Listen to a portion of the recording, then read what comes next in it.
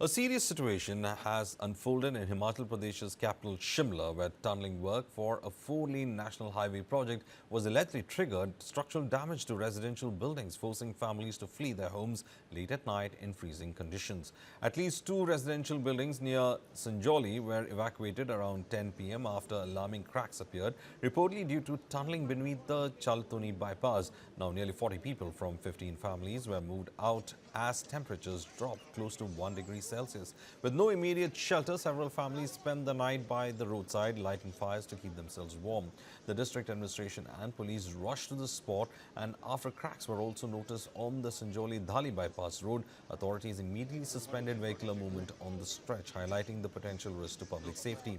Residents say that warning signs were visible days earlier. Locals had alerted the tunnel construction company about cracks forming in their homes, but were initially told there was no danger. However, the situation worsened rapidly, prompting a sudden evacuation. This incident is particularly serious because it follows a troubling pattern. Last year, a multi-story building collapsed in nearby Badakufar, an incident linked to the hill cutting for the same highway project. In another case, authorities ordered over 5 crore rupees in compensation for damage caused for a four-laning work on National Highway 5. Shimla's fragile hill ecology combined with aggressive infrastructure expansion makes such incidents a high-risk venture. अगर आज शिमला के अंदर जो जिसके लिए ये four lane बनाए जा रहे हैं, ये सड़कें बनाई जा रही हैं, अगर वही जनता खुश नहीं है और उससे जो है बहुत सारी पीड़ा जो है लोगों को मिल रही है, तो इस बारे में सोचने की आवश्यकता है कि सड़कों का निर्माण किस रूप में होना है, उसमें क्या टेक्नोलॉजी लगनी है और अगर उसमें कोताही हो रही है तो उस पर क्या एक्शन होना है और जनता को उसमें क्या रिलीफ मिलना है, क्या उसमें उनको मदद मिलनी है सरकार की ओर से। ये सारे विषय जो है एक बार पुनः जो है आज इनको चर्चा में लाने की आवश्यकता है और जो भी एनएचएआई के ऊपर कार्रवाई बनती है या जो कंपनियां इन टनलों का निर्माण कर रही है, सड़कों का निर्माण कर रही है, उन पर जो कार्रवाई बनती है वो तुरंत होनी चाहिए और जो पीड़ित हैं उनको उचित मुआवजा उसका मिलना चाहिए। ये तो कारण तो यही है कि जो एनएचआई काम कर रही है, यहाँ पे रात को ब्लास्टिंग होती है, तो उसकी वजह से यही कारण नजर आ रहा है। क्योंकि देखो रोड पे भी फ्रेश क्रैक्स आए हैं, तो यही रीजन है इसका। तो और प्रशासन तो देखो हर तरह से यहाँ के जो रेजिडेंट्स हैं उनके साथ है, जिन लोगों के मकान को नुकसान पहुंचा है, काफी क्रैक्स आए हैं और 2-3 बिल्डिंग तो बहुत ज्यादा है।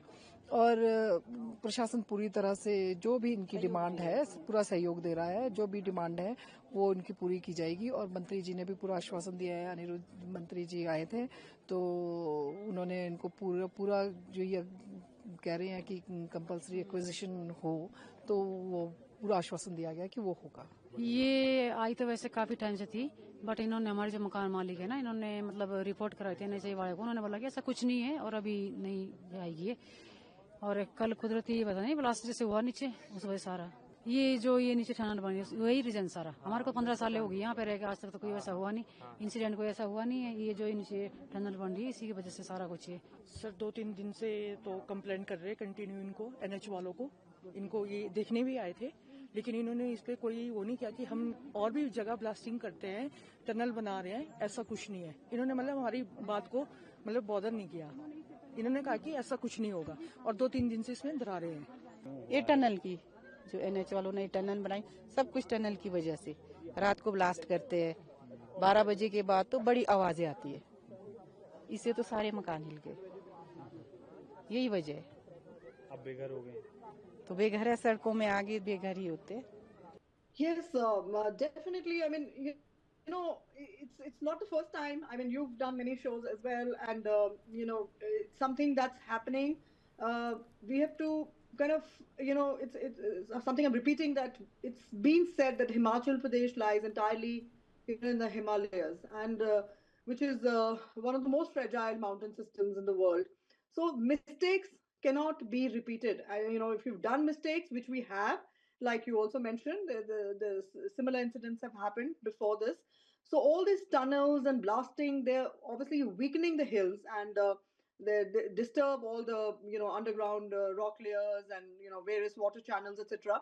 So without getting further into the scientific details, because I'm sure the expert, you know, panelists will speak on that, it's just the complete internal balance is disturbed.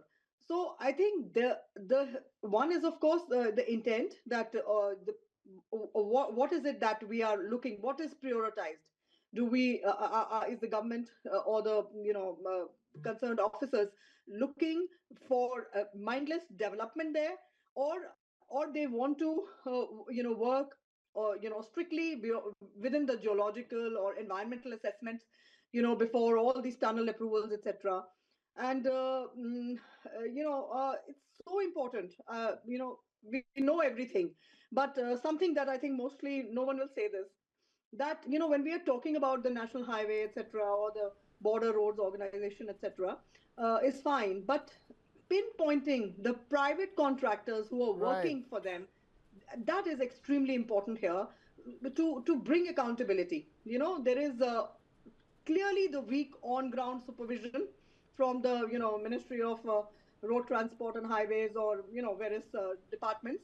But it is important that that all these names, their contact details, the grievance officers, all this information should be on public domain. You see, that crux of the point is that there are three facets of this problem.